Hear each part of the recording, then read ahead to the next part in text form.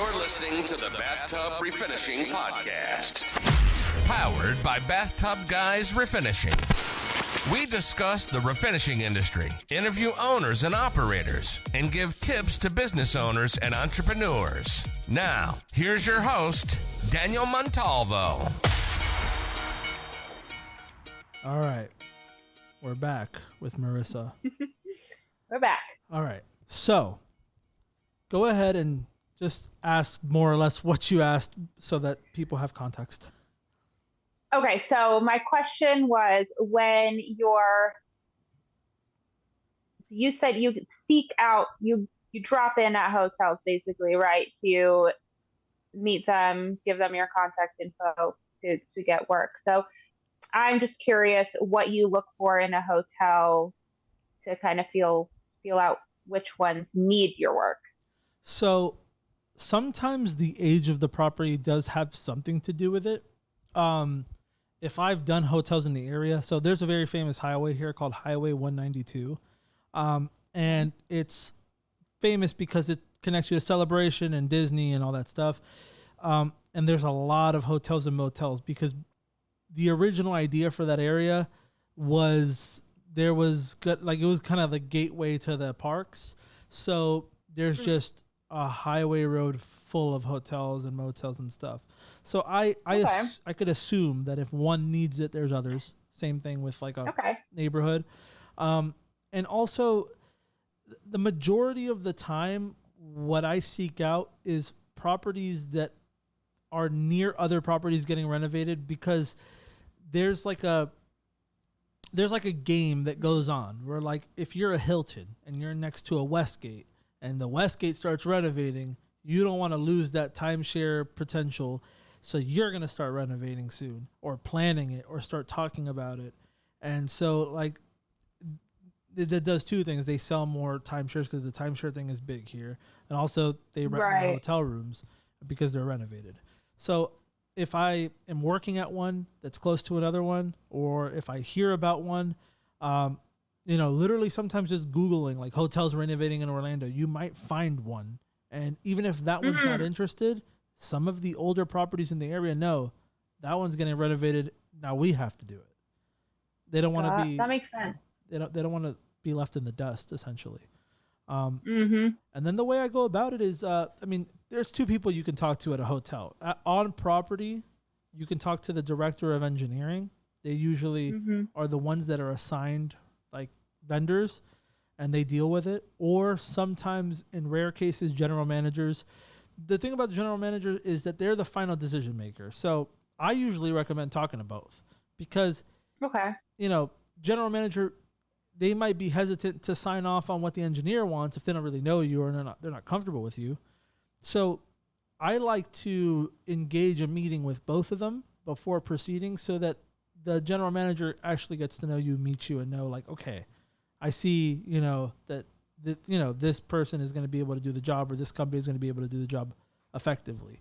You don't want them guessing or questioning the engineer or, oh, I have a buddy that does it, or cut all that stuff out and you be there and be present. Aside from that, like, sometimes I just go to random hotels. Sometimes it's just that it's worked out. I've done cold calling before. Sometimes that works. But it's like you said with the home renovation people that do like the bathroom remodels and stuff. Same thing. I mean, just networking. But you got to be a little bit more forward. And this is a big thing, and I haven't really touched on it before. You need to make sure that your legal stuff is right because hotels won't let you work on property without insurance. So you have to have liability insurance. You have to have at least one of your vehicles has to have a commercial auto policy in most cases.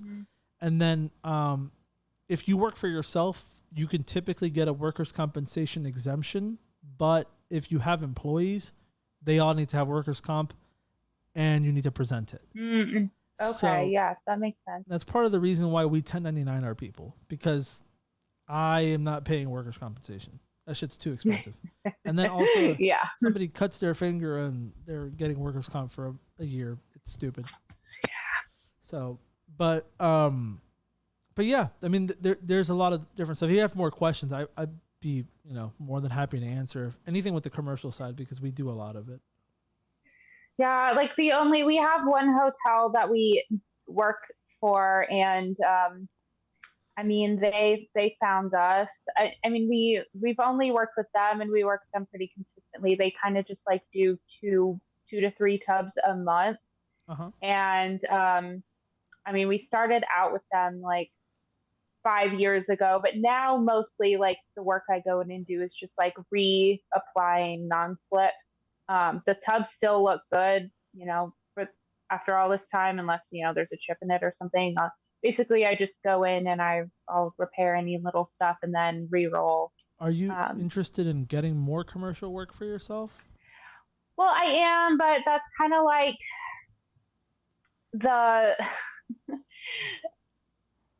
that's kind of where I start to get nervous about like how do I balance the residential and the commercial? I'll have to at what point do I hire somebody to help me? Like when I know I have this contract, do I suddenly I don't know. Like I think that the easiest way to go about it is start with a helper that is willing to maybe even work part-time or something, and maybe someone who doesn't necessarily need the job to feed their family. Maybe they just want to make some extra money in the beginning, because what it's going to do two things. You're going to have somebody that from the beginning, if you promote them and make them something more and they end up, maybe they're, like I said, working part-time and they could leave that and work with you. They're going to be grateful because they started from the bottom, literally. And also it's going to teach you how to teach people. It's hard to teach people. There's things that that are just so second nature that explaining it is actually going to be hard when it comes time to do it. And those are things. What I worry about. Exactly. Well, yeah, those are things. Those are all skills that you have to develop if you want to expand eventually. Like, have crews and stuff like that. I think. Also, like I said, even if it's twice a week, if you could swing paying someone $100 twice a week just to come right along with you on bigger jobs even, and just be like, hey, when I have a bigger job, I'll call you and you let me know if you can come by, and then just start with that. And then if a project hits, you tell them, hey, like, if I got a project, if I give you 2 weeks notice, can you be there every day? Something like that. Try to start making those little arrangements to where, like, if something does come up your way, then you can just be like, well, I'm ready for it, at least to start, or maybe doing 3 or 4 tubs or 5 tubs in a day between the two of you. Those are things that are possible. And we've done one like full hotel before, like I think it was 2020, but it was my mom and I were doing it together, and I think we're doing like 3 tubs a day, and we did like 75 of them or something. But I know for sure, I mean, my mom and I are both efficient bathtub refinishers, so we could do that. But I know for sure, like, she's not interested in doing that type of thing again, herself. Yeah. So I would definitely need to have somebody hired, and I don't know, I kind of just worry about it, taking much longer than expected if I've got to kind of like walk somebody through it. So definitely hiring a helper to help with residential stuff is kind of for sure where I want to start. But that's the first step. Yeah. Yeah. I just, adding another expense like that, who is, it's an expense, but they're also a human being who will take time and patience. I know it's just something I've been saying I really want to do for a couple of years, but I just have to dive in at some point and just do it. And I really like what you said about, just having someone who's like on call as needed, but make it clear from the beginning. You don't want to give them false hope. There are people who want to make an extra $100 every now and then, and they're cool with it. And then if there's more and they like the job, they might be willing to be like, okay, well, if you can have me full time, I'll go full time, But The important thing is like getting those skills, learning how to deal with people. Because like I said before, people, they're not going to care as much as you, and you got to be okay with that. No. But you can program them to be a good helper who is going to, like, you're going to get the best aspects of them and try to get the best out of them and the most out of them for what you're, paying them, compensating them for. It is a balance, and it's hard. I mean, we've been lucky that like the first person outside of like me and my brother that we hired was a friend of his. So the thing is, dealing with friends and family isn't always the best option. Most of the time, right? Most of the time, it can go great or bad. Well, 95% of the time, they try to take advantage because they think you're cool. Luckily, right? This guy wasn't like that, and so he's like our head technician's name. His name is Ralph. Does a really, really good job.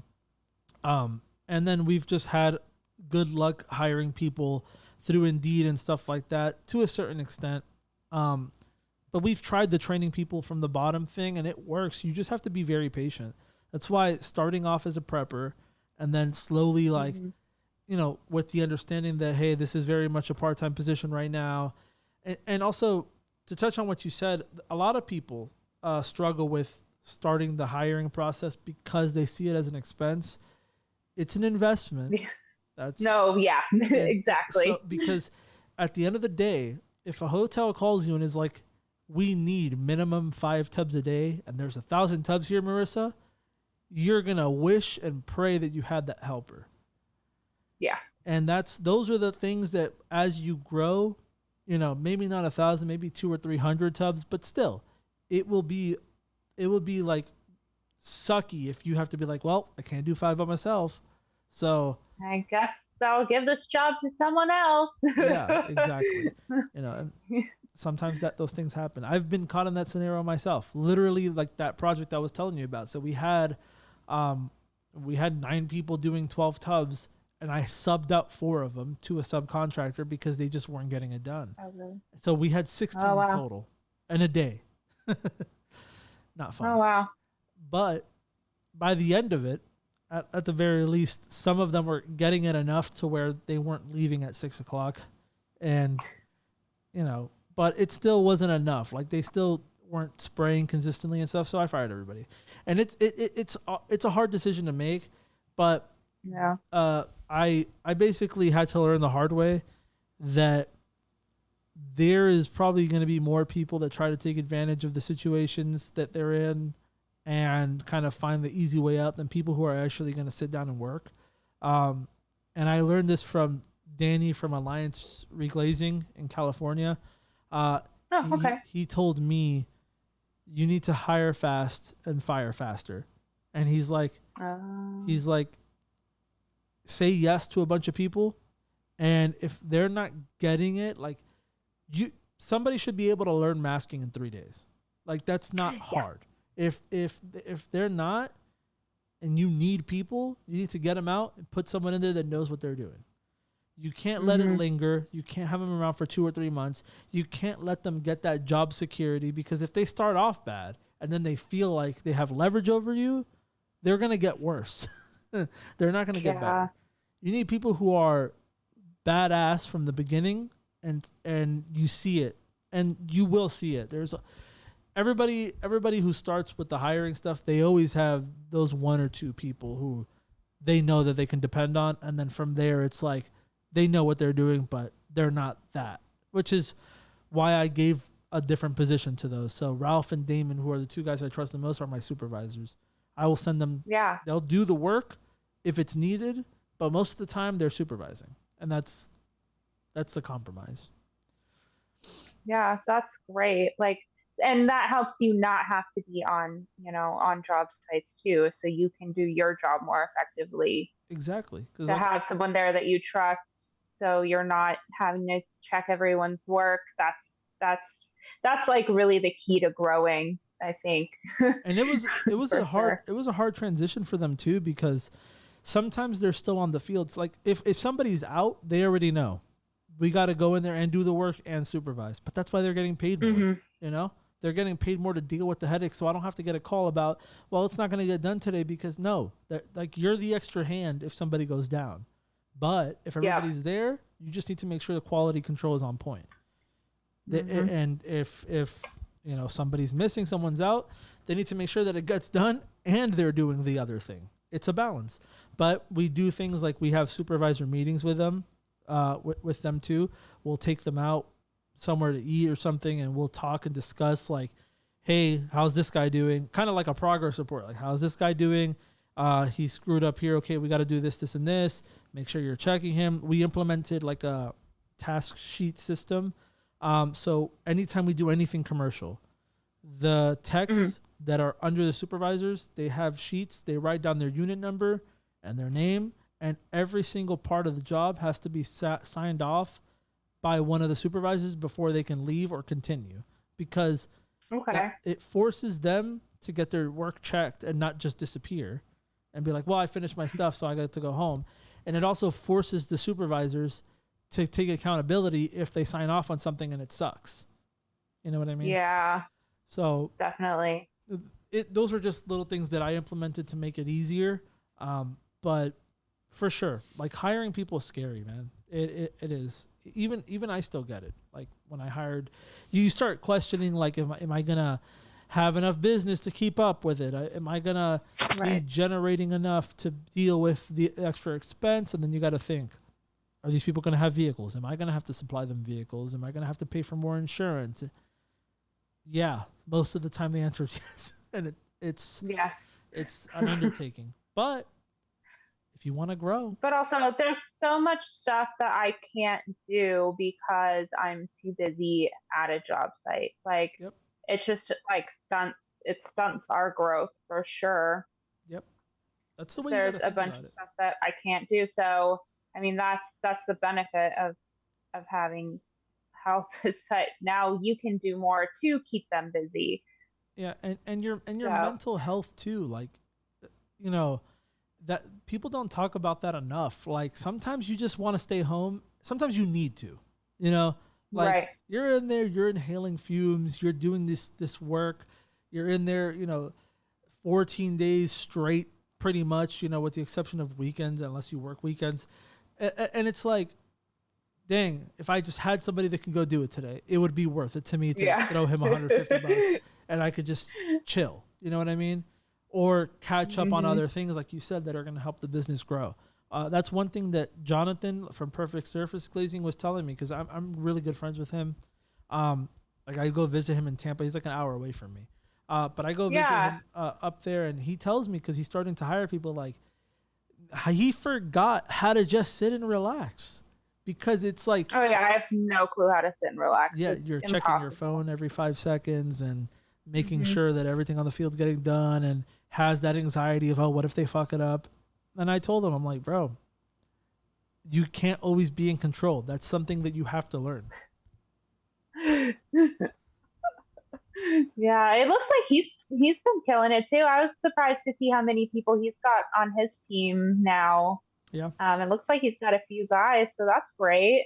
Yeah, he's been doing better. He got a commercial project in Sebring, which is like, it's like a kind of weird like town and the outskirts and stuff. But he got like it's a assisted living facility, I believe is what it was, for like elderly people. Oh, interesting. But it was like the first commercial project for tubs that he got completely by himself, I believe. They did 75 tubs, and they were there for like, I think 6 days or 7 days, something like that. Which is pretty good. I was really happy for him. And then, he's got a couple other things pending, some bigger projects and stuff. I've subbed jobs to him before. I have not even gotten one call back. He does a really good job, and he puts his people in line from the beginning. And like, I'm going to tell you something right now, because this is something important, not just for you, but anybody who's thinking about hiring people.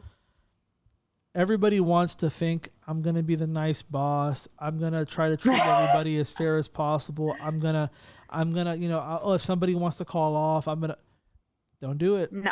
Don't fucking do it. You do it once, it'll become a habit. My fear actually is that I can be, actually very intense person. Mm-hmm. And I'm just afraid that I'm going to scare people off. Because I am if you're in front of me and I'm having you do something for me, I am very forward and direct. I will tell you, like, and this is something I've had to deal with my mom too, is because she has a way of doing things that she wanted me to do the exact same way. And I'm like, well, I actually prefer to do it this way. I like to use this razor blade instead of this razor blade, like just little stuff like that. But if someone is like not getting something simple that I think is simple, I'm the type of person that's just like, just do it. It's easy. And I don't want to be that type of person to an employee. Like, I don't want to be mean and rude. And that's how I'm actually afraid I'm going to be. Is like, if you can't make it, yes, you can. You can be there. But you told me you would be there. Be there. Yeah. I'm actually kind of afraid in the other direction that people would be like, she sucks as a boss. She's way too mean. And I don't want to be that. Look, at the end of the day, this is the difference. And this will always be the difference. And this will always be the reason why the people who really want to work will be glad that they work for a smaller business. You go to a corporate job or any job that's like, let's say like a McDonald's job. You are a fucking number, and they will fire you as fast as they hired you, and they will give you no breaks, like, to screw around. And it's a lot harsher because you never actually get communication from the higher ups. Like, it's they have all these different levels of command so that there is no emotion at all. You know what I mean? Yeah. And they don't let that influence their decision. And as much as people want to complain about that, like, regardless, there's going to be some of that, but you got to be conscious of it before so that you don't let them take advantage of you, is what I'm saying. But the fact that he's talking to the owner is going to, like, this is your business. You give a fuck about it. So that's why if you got to be mean, cry about it somewhere else. What the fuck? True. Yeah. I've had lots of bosses that weren't afraid to be a little firm with me, direct with me. I mean, I remember working at Jimmy John's subs in high school and like crying behind the rack of potato chips because my boss was mean to me. So. Yeah, but the thing is, a lot of I'm kidding. I would never want that for somebody. But a lot of them start off nice. Look, I'm telling you because I just went through this. I gave like 5 or 6 people 6 months to learn a trade, and I was paying them. I was paying them the equivalent as if they were already trained. They were making $25 an hour off of me. 6 people. Wow. And they didn't. I learned that I took the incentive away from them to want to learn because I was paying them. Yeah. But the fact of the matter is, a person who really, really was interested would have just been like, well, I'm going to learn this to maintain it. And this guy's being nice enough that he's giving me the money I would be making if I knew it. So I better like get my shit together and learn it. Most people don't operate that way. I would venture to say that most people are takers. Most people aren't there to help. So that's like, why bother to learn how to be good at it if I'm going to make the same money either way? Yeah, but they forget, like, I could just fire you, you idiot. Like, what the heck? Yeah. Like, that's what I tell them all the time. And then when I started doing it, everyone got their shit together. But I had already seen the bullshit for so long, I was just like, you're gone. Now you're gone. And now there's none of them left. I don't care. It was such a big, relief, off my head because I just felt like if it was me, knowing that, like, I'm a business owner, so I know what it costs and stuff, I would be conscientious of, damn, they're doing all of this. I really need to get my shit together. But I learned that most people, out of the 9 people we hired, like, none of them are left. Most people are just there just to fuck around and make a paycheck. And you want to weed those people out really early on. I have a quick story. I had a gentleman that I hired literally just last week, a new guy that's not part of this group. I asked him if he had transportation. He said yes. So he gets to work, no problem, the entire first week.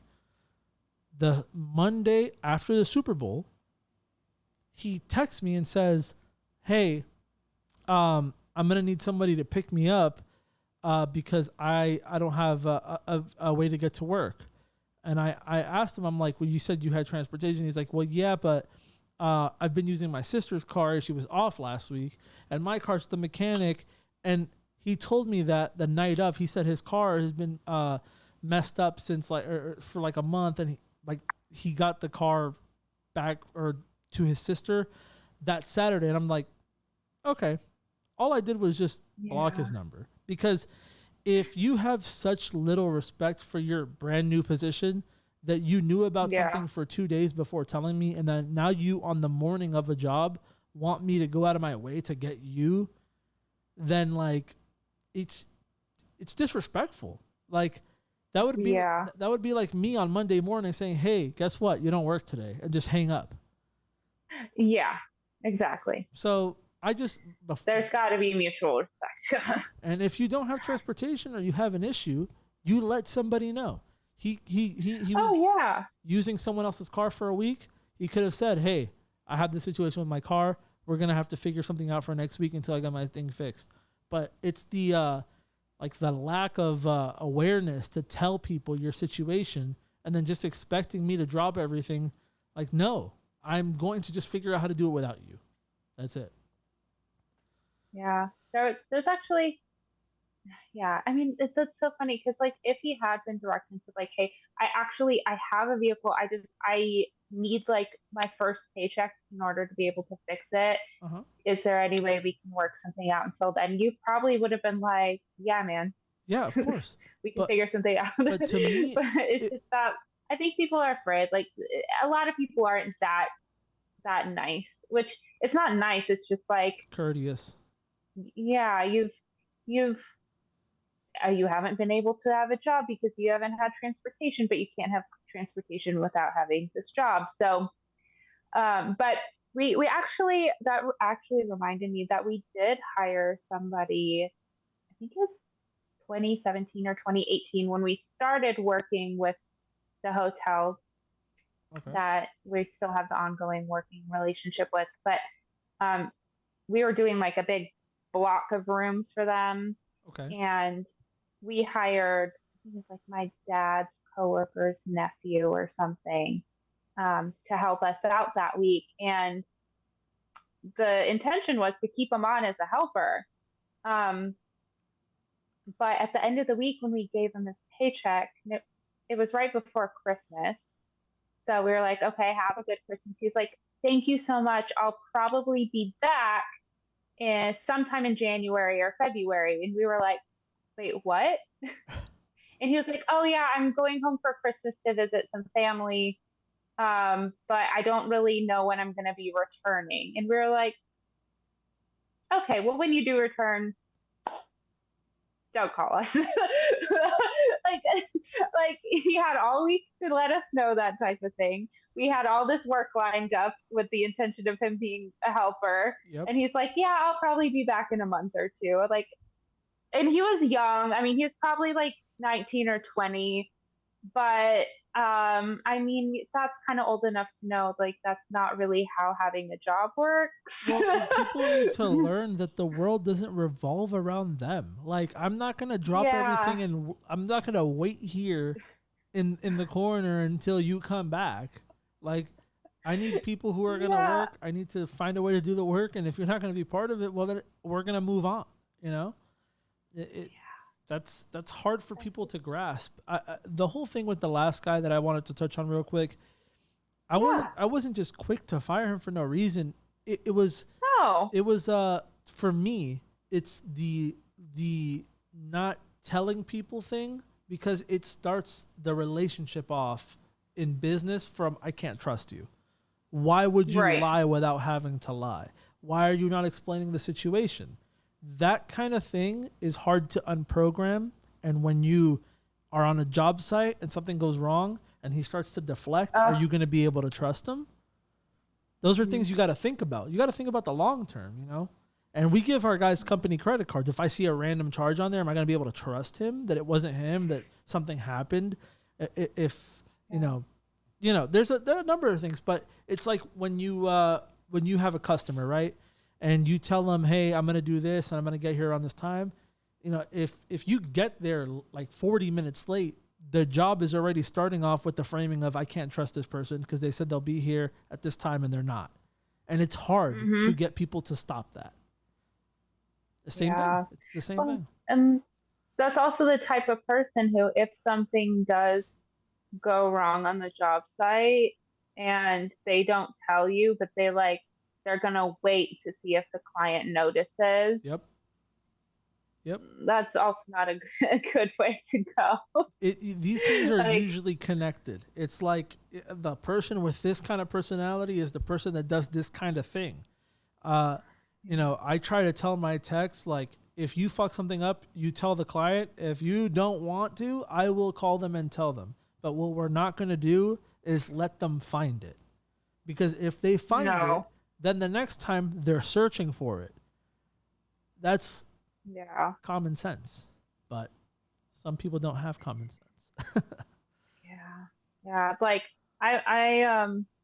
my mom used to think I was like kind of crazy for this, but if I notice like, now I know how to like fix it as we go. But like I used to tell clients if I saw like a drip or a run in the finish, like, hey, I see this, I will need to come back and fix it, instead of being like, they might, it's in a corner, they might not even notice that anyway. But like, I see it. I know it's not right, and I know my warranty says if there are drips or runs in the finish that it will be fixed. So I always point that type of thing out to customers instead of waiting for them to notice. And I feel like that type of person would not do that. Exactly. And see, like I said, it just creates that distrust from the beginning and makes if I can't trust somebody, how am I going to hire them? You know what I mean? Yeah. You know, like Damon has, you know, Damon, one of my techs, is a supervisor too. He established from the beginning, I have kids. I'm not with my my baby mama. Like, I need to go pick her up. Okay. Or pick up the kids. Okay. Which days? Okay. These days. So I know how to work around a schedule. He didn't tell me from the beginning I could work all days, all hours just to get the fucking job. And when he gets it, well, I need this here and this here. It's like, they don't understand, certain people don't understand the time and money it costs you to put jobs on the schedule, and then for you to just rearrange it on the fly is not possible. And then you have to resort to using subs, and that sucks. I'm curious, have you ever had like a major disaster with an employee, like, and a client? Like, have you ever had anyone accused of stealing something or messing something up? And how you handled that? Literally today. Oh, really? I had to go to a meeting at a hotel that we've been there since 2014. Before I even started. My parents were the ones that like started this hotel, and they call us all the time. It's called Leaky Tiki Village in Winter Garden. And this place has like 1,300 tubs. But they do maintenance. Oh, wow. So they call us, when they call us, it's like, well, we have 5, 6, 7, 8 of them. I had this tech that I hired named Angel, and this bozo uses... Call him out. Yeah, I don't care, because this whole thing, this guy had experience with refinishing. What gets me upset is that this is a very important place, and I already told them, like, this place is maybe a fourth or a quarter of our revenue a year because they call us so often. Oh, wow. Like, and they don't care about the warranty. They just want the shit to look good and be nice. I had to go to a meeting because they started looking at other companies because they were upset that the rooms recently, when we were sending this guy, were like a mess. They didn't care about the job. They cared about the state the rooms were left in. And so, you know, sanding, he has his fucking boot print all over the fucking carpets, isn't vacuuming it, isn't cleaning up after himself. He used the hotel, the little towels, the like little face towels. he used that as a fucking terry towel and then put it back when it's like used with chemicals. It's super obvious. And then he used the paper towels from the hotel to dry the tub. And I had to go over there and apologize. And I told them we've had this working relationship for such a long time. The thing is that they were considering going with one of my competitors, which is funny because I think he watches. And they had a meeting and everything, I think, because he had business cards there and stuff. So, but wow. I told them, I'm like, look, give us another chance to make this right. I will make sure that the first full month that we're back working over there, everyone who's there is going to be supervised. They're going to have a supervisor before, we keep on going. But that alone, like that's, you're talking about something that is about a quarter of our revenue last year. Yeah. And how fast it could just go away for something so stupid like just cleaning up after yourself. Yeah. And it's one guy who's not even here anymore who caused this entire thing. So yeah, that's one. I've also had, you always have like, I don't know, disgruntled employees and stuff. I had an employee once, his name is Gene, and I'm calling him out. I don't care. But he got mad once at some lady, and he like sprayed on her freaking drywall. Purposely just pulled the masking because she was being picky. And he got he got like pissed off, like so like the drywall right next to like a tub and surround.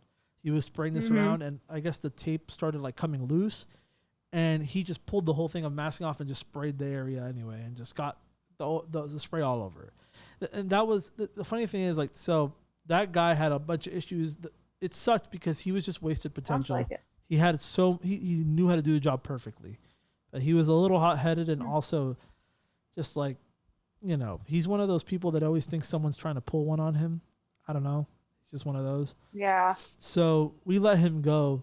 Not shortly after that, we kept him around for a few more years, but I had to paint the lady's house, like in her bathroom and shit. It was a whole thing. Yeah. And then dropping acid on floors. I've had these idiots do that before on tile, on, on wood, and have to replace it. So, but yeah, to me, the bigger thing is like, that's why I mentioned the hotel, because something so stupid can get you kicked out. You think that all they care about is how the job comes out, but that's not it. Yeah, no. Like if just vacuuming up after yourself, like would cost you like thousands of dollars, many thousands of dollars. Yeah. Like that's not okay. Yeah. I know. I just asked because I was thinking about a couple. Like a month or two ago, I was accused of stealing a hairdryer from a customer, and like I know I didn't steal that hairdryer, but like I just like I'm so nervous to like have somebody who like I don't know. I would have to take their word for it whether they did or not, and like really be able to like back them up on that type of thing. I did a and go ahead. No, I was just saying that client doesn't know me, so they don't know if I'm telling the truth or not about stealing their hairdryer. But at least I have like the peace of mind of knowing like I definitely did not. But it kind of worries me about having employees, like having to really have somebody who you can take their word for that type of thing. How did you resolve it? Well, basically, I just told them, it was interesting because it was a vacant house. They didn't live here yet. They're living in California, I think. But they had like boxes being delivered to the house as I was there. And they asked me, if things were delivered, if I would bring them in. Okay. And then they said, one of the things that was delivered was a hairdryer.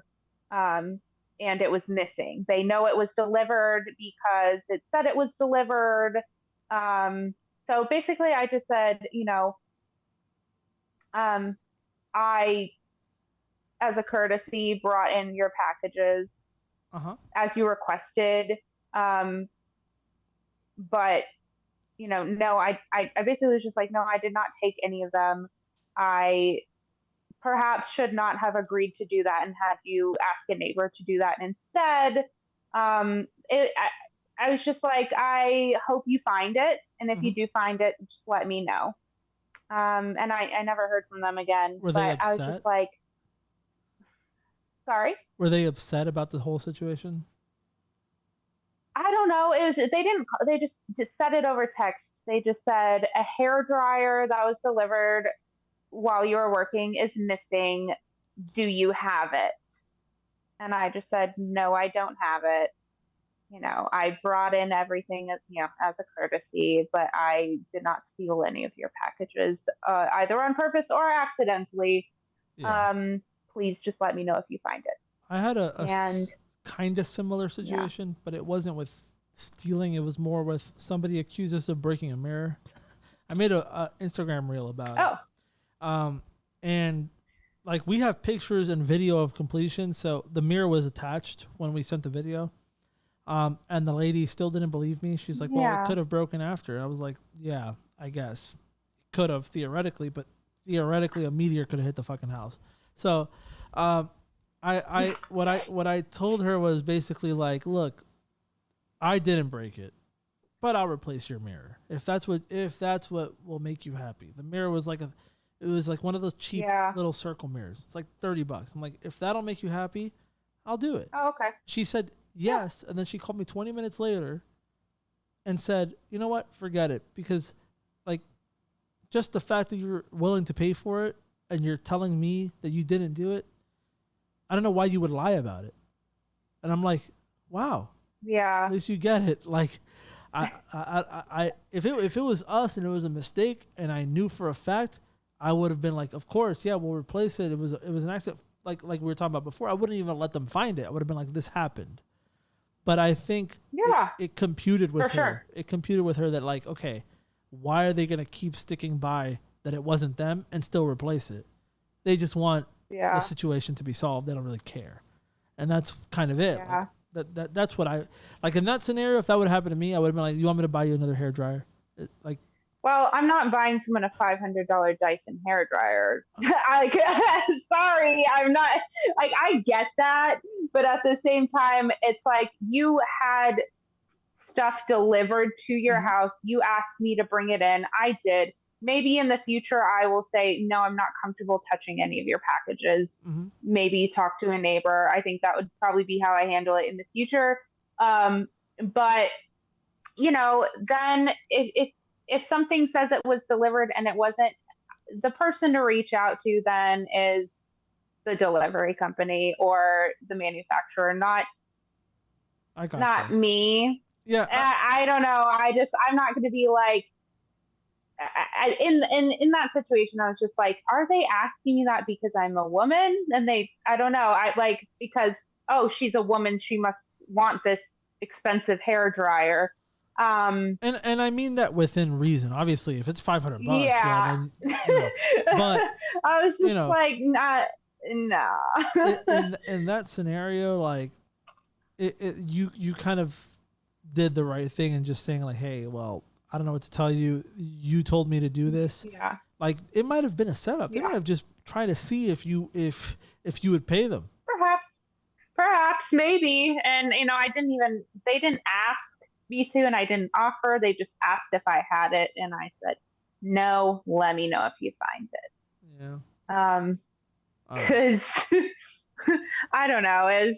It's just weird, and I don't know. I just sometimes think about that. If I have an employee. Well, you're right. I don't know them either. So who knows if they even had one delivered to the house? Yeah, and with the employees, the thing is like, you just need to learn how to. If people are starting things from a place of distrust, you gotta get rid of them before you let it linger, because those are the types of people that steal. Those are the types of people that do things like that. Usually you can tell within a week or two who's honest. And if you want to constantly supervise them before they're let out on their own, that's the best way to do it. That way they know etiquette in people's houses and stuff.